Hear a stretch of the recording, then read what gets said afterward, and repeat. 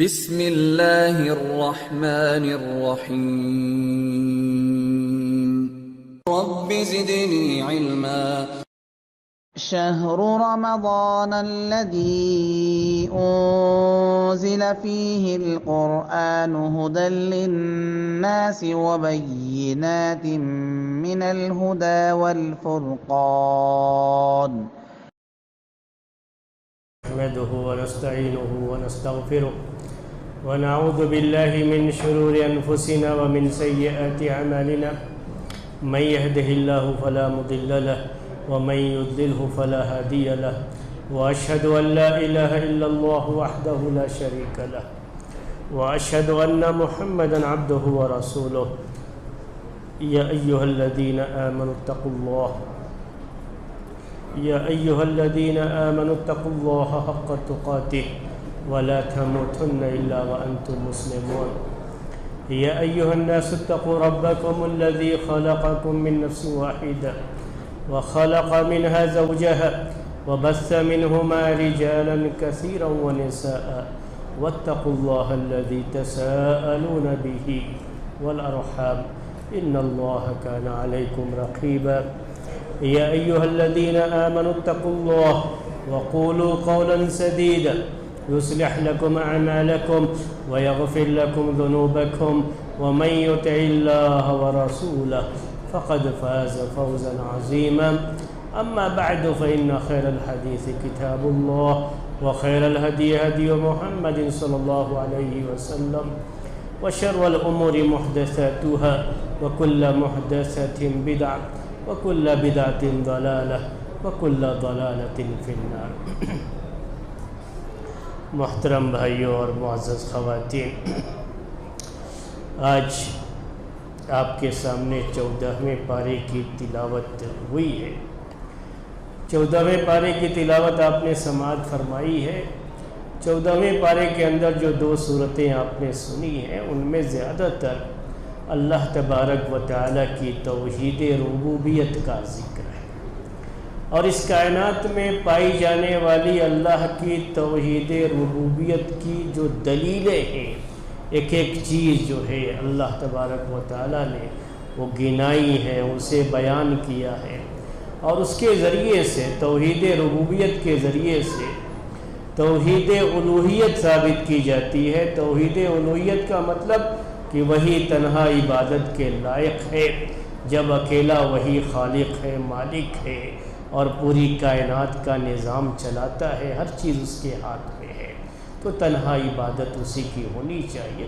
اس کے لیے کچھ مثالیں بھی اللہ تبارک و تعالیٰ نے ان دونوں صورتوں میں ذکر کی ہیں کہ لوگوں کو یہ بات سمجھ میں آئے۔ آج کے اس درس میں میں پہلے تو آپ کے سامنے ایک بات ذکر کرنا چاہتا ہوں۔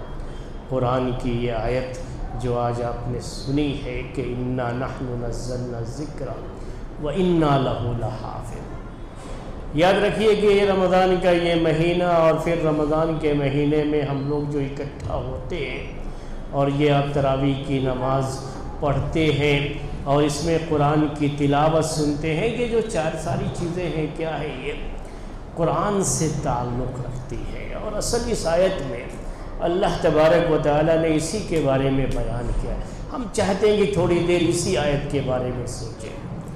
یہ کیا ہے کہ اِنَّا نَحْنُ نَزَّلْنَا الذِّكْرَ وَإِنَّا لَهُ لَحَافِظُونَ۔ اللہ تعالیٰ کا یہ کہنا ہے کہ ہم نے ذکر کو نازل کیا ہے، قرآن یہ ہم نے نازل کیا ہے اور ہم ہی اس کی حفاظت کریں گے۔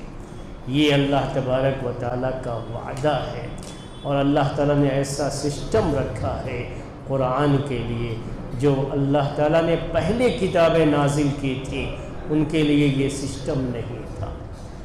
یہ سسٹم کیا رکھا؟ سب سے پہلے آپ تورات کے بارے میں سنتے رہتے ہیں۔ پہلے بات آپ کے سامنے آئی کہ موسیٰ علیہ السلام جب تورات لینے گئے تھے تو کیسے ان کی قوم بنی اسرائیل اس نے بچڑے کی عبادت شروع کر لی تھی۔ وہ آئے تو بڑا مسئلہ ہوا، اور جو ہے تختیاں ایک طرف رکھیں اور اس مسئلے سے نپٹنے کے لیے پہلے کوشش کی، تو تورات وہ اپنے ہاتھ میں لکھی ہوئی تورات تختیوں پر وہ لے کر کے آئے تھے، لیکن وہ محفوظ نہیں رہ سکی۔ قرآن اللہ تبارک و تعالیٰ نے ایسے لکھی ہوئی شکل میں اس کو نازل نہیں کیا کہ جو چیزیں لکھی ہوئی ہوتی ہیں یاد رکھیے اسے بدلا جا سکتا ہے. کہیں بھی کوئی بھی چیز کتنی حفاظت سے بھی آپ رکھتے ہیں، لیکن جس چیز کی حفاظت انسان کرتے ہیں تو انسان جس چیز کی حفاظت کرتے ہیں تو ان سے خیانت ہو جاتی ہے. بڑے بڑے جو ہے نیتا جو سیکورٹی گارڈ رکھتے ہیں، اب وہ انسان حفاظت کرتے ہیں ان کی تو کیا ہوتا ہے، کبھی سیکورٹی گارڈ ہی اس کو جو ہے گولی مار دیتا ہے اور چلا جاتا ہے. انسان جہاں سیکورٹی اس کی ہوتی ہے نا، اس حفاظت کی آپ کبھی بھی ضمانت نہیں لے سکتے. تو اللہ تبارک و تعالیٰ نے یہ سیکورٹی اپنے پاس رکھی ہے. کس کی؟ کہ قرآن کی حفاظت ہم کریں گے. ہمارے بہت سارے لوگ نوجوان خاص طریقے سے بڑی جلدی جوش میں آ جاتے ہیں کہ فلاں جگہ پر کسی نے جو ہے قرآن کے ساتھ بے ادبی کی، ایسا کیا. قرآن کا میرے بھائیوں کوئی کچھ بگاڑ نہیں سکتا. کوئی بھی دنیا کے اندر کبھی بھی قیامت تک بھی کچھ نہیں کر سکتا. یہ اللہ کا کلام ہے، جس کلام کی حفاظت کی ذمہ داری اللہ تبارک و تعالیٰ نے لی ہے. یہ جو تراویح کی نماز پڑھتے ہیں، تراویح کی نماز کو ہم لوگ اتنی اہمیت کیوں دیتے ہیں؟ اور عمر رضی اللہ تعالیٰ عنہ کے دور خلافت سے یہ سلسلہ جو چل رہا ہے، یعنی عشاء کی نماز کے بعد یہ تراویح پڑھنے کا مستقل، یہ تب سے چل رہا ہے. آپ دیکھیں تو یہ تراویح کی نماز قرآن کی حفاظت کا ایک بڑا ذریعہ ہے. اللہ تبارک و تعالیٰ نے اسے متعین کیا، تو اللہ تعالیٰ اس کی حفاظت فرمائے گا. اس کی ایک شکل یہ بھی ہے کہ یہ تراویح کی جو نماز رکھی گئی ہے اور اس میں قرآن مکمل طریقے سے پڑھنے کا جو اہتمام ہوتا ہے، تو یاد رکھیے کہ اس کی وجہ سے ہی پوری دنیا میں اتنے حافظ تیار ہوتے ہیں کہ آپ انگلیوں پر انہیں گن نہیں سکتے. پوری دنیا کی بات کر رہا ہوں، خود ہمارے اس ملک کے اندر اتنے حافظ تیار ہوتے ہیں ہر سال جو تراویح کی نماز پڑھتے ہیں. اور یہ تراویح کی نماز کے بارے میں تھوڑی دیر کے لیے آپ سوچئے کہ ابھی ہم لوگوں نے یہاں تراویح کی نماز پڑھی ہے، ہمارے پڑوسی ملک میں ابھی چل رہی ہوگی تراویح کی نماز. اس کے بعد والا جو ملک ہوگا اس کے آدھا گھنٹہ کے بعد ان کی بھی تراویح کی نماز چلتی رہے گی. اس کے بعد کا جو ملک ہوگا پھر ان کے یہاں بھی تراویح کی نماز چلتی رہے گی. اس کے بعد جو ملک ہوگا، ایسے ہی آپ ترتیب دیکھتے جائیں گے تو ہر وقت کہیں نہ کہیں اللہ کے اس کلام کی تلاوت، اللہ کے بندے جن کے سینوں میں اللہ تعالیٰ نے اسے محفوظ کر دیا. کہاں محفوظ کیا ہے؟ سینوں میں محفوظ کر دیا. وہ سب پڑھتے ہیں.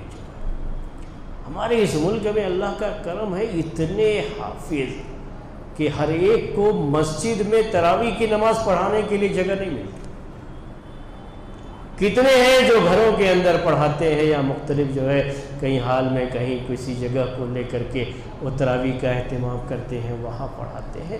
اور کتنے لوگ ایسے ہیں حفاظ میں سے کہ وہ تلاش کرتے ہیں لیکن ان کو جگہ نہیں ملتی. یہ حال ہے اور اللہ تعالیٰ کا کرم ہے. یہ اللہ تبارک و تعالیٰ کی بڑی مہربانی ہے. ورنہ دنیا میں ایسے بھی ملک ہیں، مسلم ملک، جہاں کوئی حافظ نہیں ہوتا ہے جو تراویح کی نماز پڑھا سکے.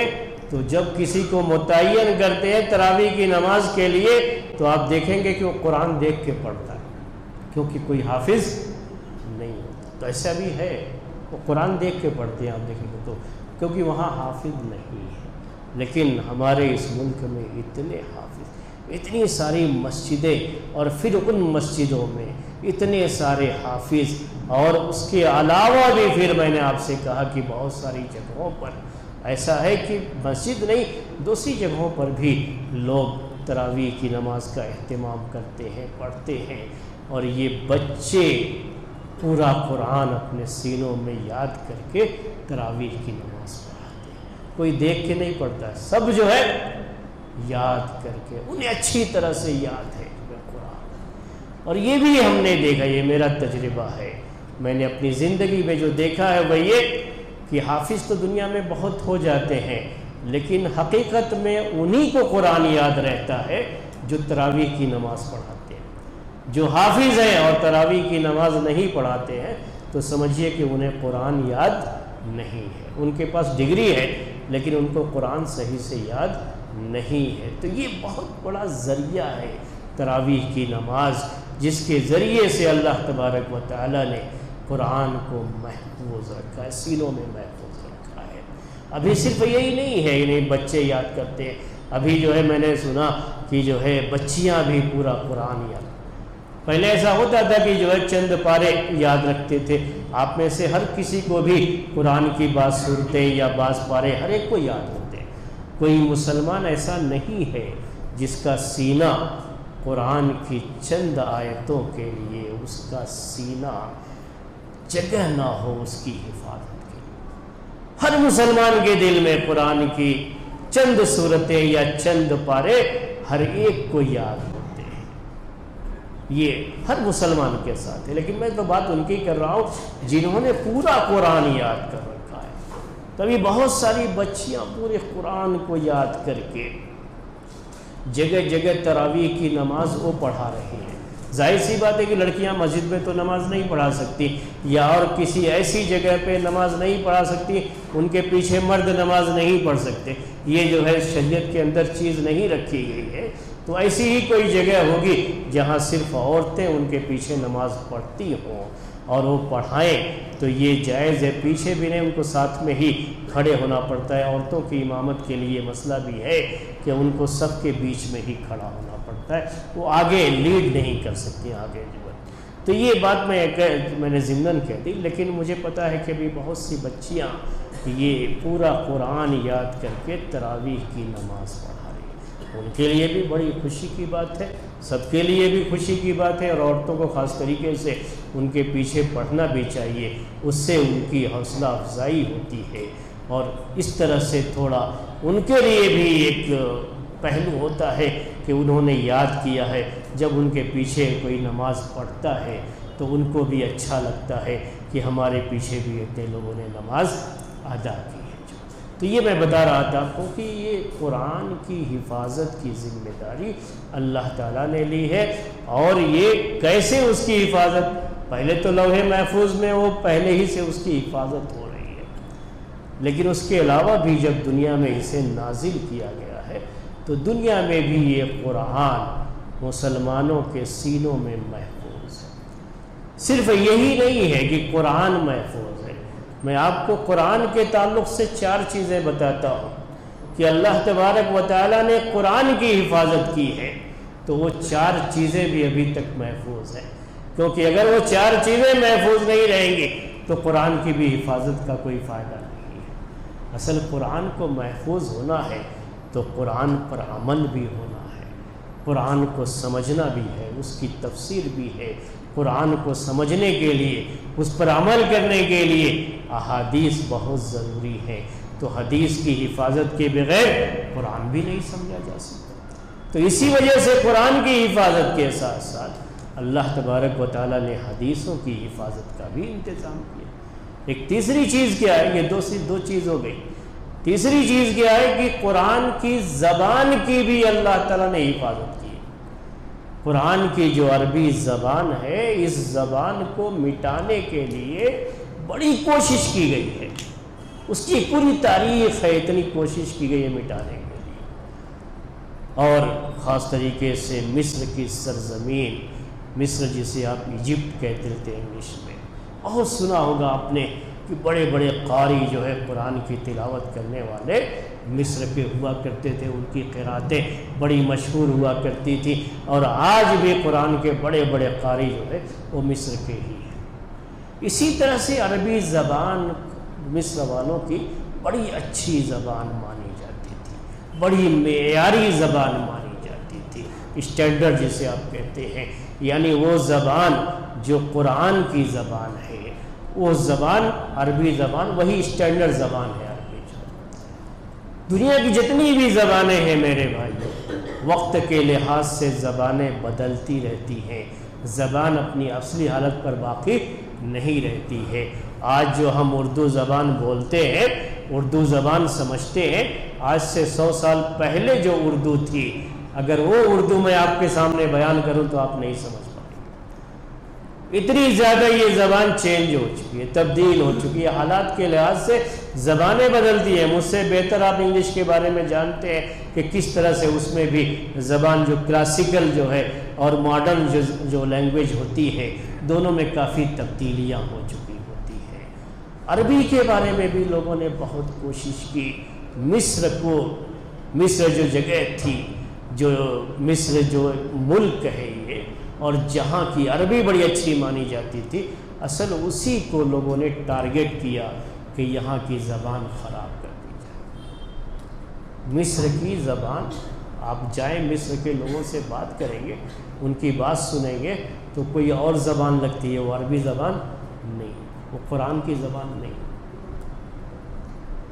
عرب لوگ جو عربی میں بات کرتے ہیں اپنی گھروں میں، وہ قرآن کی جو اصل زبان ہے وہ زبان نہیں۔ بڑی کوشش کی ہے اس کو مٹانے کے لیے، اور ان کے گھروں کے اندر بھی ان کے جو بھی سیریل ہیں عربی زبان کی جو ان کی فلمیں ہیں، وہ سب کی سب جو ہے زبان کو بگاڑنے کے لیے انہوں نے ان کی جو لوکل لینگویج تھی اس میں چلایا۔ دشمنوں کی طرف سے یہ چیز ہوئی، لیکن عربی زبان جو قرآن کی زبان ہے اسے ختم نہیں کر سکتے۔ تعجب اس پہ اس لیے ہوتا ہے کہ عرب کنٹریز میں تو وہ زبان خراب ہو گئی، لیکن دوسرے ملکوں میں جو کہ عربی ملک نہیں تھے، وہاں کے مسلمانوں نے اس زبان کو اسی حالت میں باقی رکھا ہے۔ اور جہاں جہاں مسلمان ہیں پوری دنیا میں، کہیں بھی جہاں کہیں بھی مسلمان ہیں، انہوں نے اس زبان کو باقی رکھا ہے۔ تو اس زبان کی بھی حفاظت ہوئی۔ ہمارے اس ملک میں تو کافی دور کا علاقہ ہے نا، عربوں سے کافی دور کا علاقہ ہے، لیکن عربی زبان کے جو بڑے بڑے ماہر اس ملک میں پائے جاتے ہیں، وہ عرب کنٹریز میں بھی نہیں پائے جاتے۔ تو یہ اللہ تبارک و تعالیٰ کا ایسا کرم ہے کہ اس نے زبان کی حفاظت کے لیے ایسا انتظام کیا کہ اگر کسی خاص علاقے میں کچھ کوشش بھی ہوئی کہ ان کی زبان کو خراب کر دیا جائے تو وہاں پر تو ٹھیک ہے، وہ کامیاب بھی ہوں گے، لیکن دوسری جگہ کے لوگوں نے اس کو محفوظ رکھا ہے۔ اور آج بھی عربی زبان، وہ کتاب و سنت کی زبان اور قرآن کی جو زبان ہے، وہ آج اسی حالت میں باقی ہے۔ یہ اللہ تبارک و تعالیٰ کی جو حفاظت ہے اس کا ایک حصہ ہے۔ چوتھی چیز، قرآن کا جو رسم الخط ہے، رسم الخط کسے کہتے ہیں؟ جو اس کی جو لکھنے کا جو انداز ہوتا ہے، وہ جو عثمان رضی اللہ تعالیٰ عنہ کے دور میں قرآن کو لکھا گیا، جو عربی زبان پہلے لکھی گئی، آج تک اسی رسم الخط میں باقی ہے، اس کی حفاظت کی گئی۔ جبکہ دنیا کی زبانیں آپ دیکھیں گے تو دنیا کی زبانوں کے اکثر رسم الخط بدل جاتے ہیں۔ کسی زمانے میں ترکی زبان کو آپ جانتے ہیں، ترک کا، اور جو ہے ٹرکی جسے انگلش میں کہا جاتا ہے، ٹرکی کے بارے میں، کہ وہاں پر وہ ایک اسلامی ملک ہونے کے باوجود بھی وہاں پر دشمنوں نے اسلام کو مٹانے کی جو کوشش کی، تو ان کی جو ترکی زبان تھی، جو وہاں کی زبان تھی، وہ پہلے اردو، فارسی اور عربی زبان جو لکھی جاتی ہے، ان کا جو رسم الخط ہے، لکھنے کا جو انداز ہے، اسی طرح سے وہ بھی لکھی جاتی تھی۔ لیکن ابھی جو ترکی زبان لکھی جاتی ہے نا، وہ انگلش رسم الخط میں لکھی جاتی ہے۔ قرآن کے تعلق سے بھی بعض لوگوں نے اس طرح کی کوشش کی، لیکن علماء نے بڑی سخت مخالفت کی اس کی، جس کی وجہ سے میں نے آپ سے کہا کہ یہ سب کیا ہے؟ اللہ تعالیٰ نے اس کی حفاظت کی ہے۔ ہم انسانوں کے بس کی بات کیا ہے؟ وہ تو اللہ تعالیٰ نے حفاظت کی۔ یعنی بہت سے لوگ قرآن جو لکھا ہوا عربی میں، تو عربی ہم نہیں جانتے تو کیا کریں گے؟ اس کو وہ رومن جو ہے اسکرپٹ میں اس کو لکھا جائے، تو اس کے لیے بہت سی جگہوں پر کوشش کی، لکھا بھی گیا ہو، لیکن اس کی سخت مخالفت کی گئی کہ اس کو رواج نہیں دینا ہے اور ایسا نہیں کرنا ہے۔ کبھی بھی قرآن اسی عربی زبان میں لکھا جائے گا جس عربی زبان میں وہ پہلے سے لکھا جاتا رہا ہے، اسی رسم الخط کو باقی رکھا جائے گا۔ اس کا ایک اہم فائدہ کیا ہے کہ ہمارے بچے بھی، میرے بھائیوں، جو دوسری تمام زبانیں پڑھتے ہیں، لیکن وہ چھوٹے چھوٹے بچے 3 سال کے، 4 سال کے، 5 سال کے، یہ بچے بھی یہ عربی پڑھنا سیکھ جاتے ہیں، قرآن پڑھتے ہیں دیکھ کر کے، عربی رسم الخط میں دیکھ کے پڑھتے ہیں، کسی اور روبن کی جو ہے اس میں نہیں یا اور کسی اسکرپٹ میں نہیں، وہ جو ہے عربی رسم الخط میں ہی دیکھ کر کے پڑھتے ہیں، سب لوگ دیکھ کر کے پڑھتے ہیں۔ یہ قرآن کا اعزاز ہے، اور اللہ تبارک و تعالیٰ نے قرآن کی حفاظت کی جو ذمہ داری لی ہے کہ ہمارے یہ بچے، اللہ تعالیٰ کا کتنا کرم ہے کہ جب اسکول سے آتے ہیں، ان کے اسکول کے اپنے ہوم ورک ہوتے ہیں، وہ تو کرتے ہی کرتے ہیں، لیکن ہر جگہ پر دیکھیں گے کہ وہ عربی پڑھنے ضرور جاتا ہے، اس کو عربی پڑھنا ہی کہتے ہیں وہ، یعنی اصل وہ قرآن پڑھنے کے لیے جاتا ہے۔ ہر کوئی، ہر گھر میں، ہر ماں باپ کی یہ خواہش ہوتی ہے کہ میرا بیٹا عربی پڑھے، قرآن پڑھے، اور ہر بچہ قرآن پڑھتا ہے، اور ہر بچہ کچھ نہ کچھ جو ہے صورتیں اس کو یاد کرائی جاتی ہیں، وہ یاد کرتا ہے۔ ہماری نماز عربی میں ہے۔ یہ مسئلہ بھی کبھی آیا تھا کسی زمانے میں کہ کیا نماز کو ترجمے کے ساتھ پڑھا جا سکتا ہے، یعنی کسی اور زبان میں جو ہے وہ ترجمہ کر کے اس کو پڑھا جائے۔ اللہ اکبر کہتے ہیں تو اللہ اکبر کی جگہ پر فارسی زبان اس زمانے میں تھی تو کہیں گے اللہ بزرگ ترس، وہ فارسی میں کہتے ہیں، تو کیا ایسے نماز پڑھے تو صحیح؟ اس کی بھی سخت مخالفت کی گئی۔ یہ سب چیزیں کیا ہیں؟ اللہ تعالیٰ ہی کی طرف سے انتظام ہوا کہ جیسے ہے ویسے ہی عربی میں ہی اسے باقی رکھا جائے، اور عربی میں ہی اسے پڑھا جائے، عربی میں ہی جو دعائیں ہیں وہ دعائیں کی جائیں، جتنے بھی اذکار ہیں۔ اس کی بھی بڑی مخالفت کی گئی۔ اذکار جو ہے یہ حدیث، چونکہ میرا اصل جو ٹاپک حدیث ہی کا ہوتا ہے، تو حدیثوں میں جو قرآن جو دعائیں آئی ہوئی ہیں، وہ ایک مسئلہ ہوتا ہے کہ حدیث ہم بالمعنی روایت کر سکتے ہیں۔ مطلب اس کا یہ ہوتا ہے کہ اگر کوئی لفظ تھوڑا سا اسی کے معنی کا دوسرا لفظ ہم استعمال کر لیں تو حدیث کی روایت کرنے میں اس کو جائز قرار دیا کہ کوئی بات نہیں ہے۔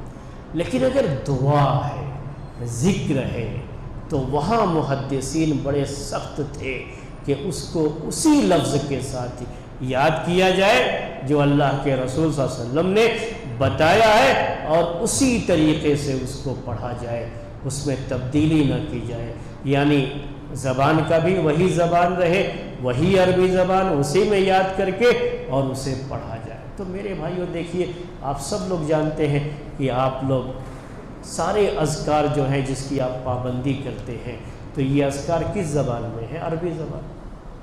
آپ میں سے ہر کوئی اللہ اکبر کہتا ہے؟ نہیں کہتا۔ ہر ایک کی زبان سے سبحان اللہ نکلتا ہے یا نہیں نکلتا ہے؟ الحمدللہ نکلتا ہے یا نہیں نکلتا ہے؟ لا الہ الا اللہ نکلتا ہے یا نہیں نکلتا ہے؟ سبحان ربی العظیم، سبحان ربی الاعظم، سبحان ربی الاعلی، سبحان الملک القدوس، ہر ایک کی زبان سے نکلتا ہے۔ کیوں؟ کیونکہ اس کا اہتمام کیا گیا کہ اس کا ترجمہ نہیں کریں گے، یہ جیسے ہے، جیسے اللہ کے رسول صلی اللہ علیہ وسلم نے کہا ہے، ذکر کیا ہے، ویسے ہی اسے بیان کریں گے، ویسے ہی اس کو یاد رکھیں گے۔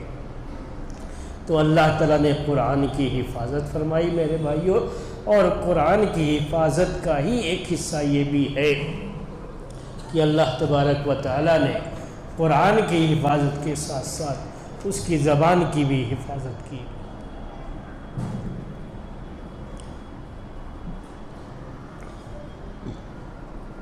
تو یہ ایک بات تھی جو اس آیت کے تعلق سے تھی، وہ میں نے آپ کے سامنے پیش کر دی ہے۔ اس کے بعد سورہ نحل ہے، تو سورہ نحل میں وہ شہد کی مکھی، 2 منٹ اس کے بارے میں بات بیان کرتا ہوں۔ اسی سے اس سورہ کا نام ہی سورہ نحل رکھا گیا ہے۔ قرآن کی سورتوں کے جو نام ہیں نا، اس میں بھی اس نام کی بڑی اہمیت ہوتی ہے۔ اس سورہ میں دوسری بہت سی چیزیں ذکر کی گئی ہیں۔ اللہ تعالیٰ کی توحید کے ہی زیادہ مسائل ہیں، تو اسی توحید کے مسئلے میں شہد کی مکھی کا ذکر آیا ہوا ہے۔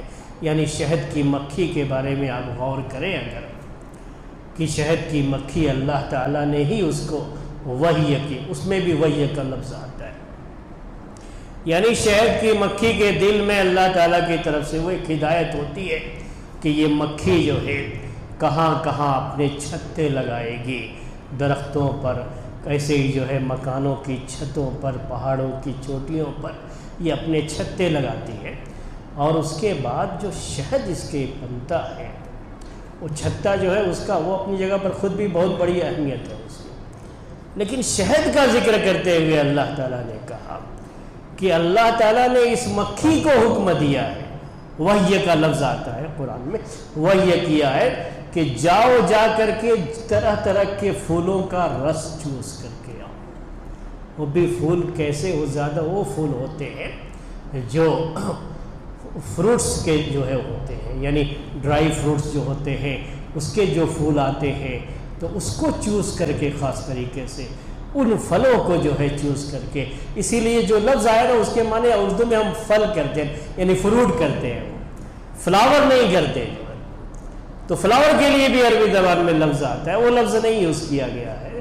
تو یہ مکھیاں خاص طریقے سے ایسے پھولوں کا رس چوز کر کے آتی ہیں، اور ایک ریسرچ اسکالر نے مجھے ایک مرتبہ یہ بتایا تھا کہ بادام جو ہے، بادام کا جو پھول آتا ہے، بادام پر خاص طریقے سے اس کی ریسرچ تھی، اس کا پھول جب تک شہد کی مکھی نہ چوسے بادام اچھا نہیں آتا۔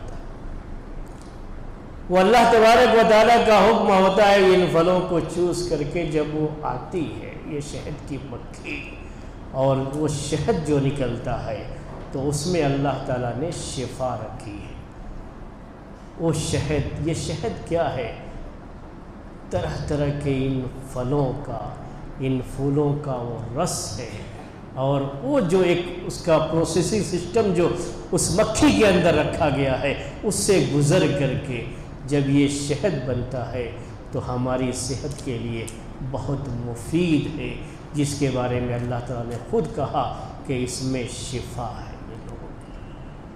اس کے بعد یہی شہد، ابھی جو صورتحال ہے، ایک ڈاکٹر صاحب نے یہ بات بتائی کہ یہ شہد کی مکھیاں جو پالی جاتی ہیں، تو جب شہد کی مکھیاں پالتے ہیں تو کیا کرتے ہیں، وہاں پہ وہ شیرہ جیسے شکر وغیرہ یہ سب ڈال دیتے ہیں، تو یہ مکھیاں ان کو آزادی نہیں ہوتی کہ کہیں بھی جائیں وہ پھل کا رس چوس کر کے آئیں، یہ یہی سب جو ہے آرام سے چوس کر کے، یہی شہد کھا کر، یہ شکر کھا کر کے، شکر کا یہ رس جو ہوتا ہے وہ جو ہے پی کر کے آرام سے یہ شہد بنا لیتی ہے۔ پروسیسنگ وہی ہے، لیکن جو اصل میٹیریل تھا وہ بدل گیا ہے، اسی لیے چاہے وہ کتنا اصلی کیوں نہ، اصلی کا مطلب کہ وہ شہد کی مکھی سے ہی یہ شہد نکلا ہوا ہے، لیکن وہ اصلی شہد جو شفا جس کے اندر تھی وہ یہ شہد نہیں ہے۔ تو لوگ آج کہتے رہتے ہیں نا کہ ہم کو تو فائدہ نہیں پہنچایا، نقصان کر دیا، ڈائبٹیز کے مریض ہیں استعمال کر لیے تو جو ہے معلوم ہے کہ شوگر اور بڑھ گیا، وہ اصل میں شوگر ہی ہے میرے بھائیوں، وہ شہد جو ہے، وہ شہد کی مکھی وہی چوز کر کے، وہ اللہ تبارک و تعالیٰ نے جو نظام رکھا تھا کہ وہ جو ہے جنگلوں میں جا کر کے یہ شہد کی مکھی جو قدرتی طور پر یہ سارے پھل وغیرہ چوز کر کے جو آتی تھی اور اس سے جو شہد بنتا تھا، تو اس میں شفا تھی میرے بھائی۔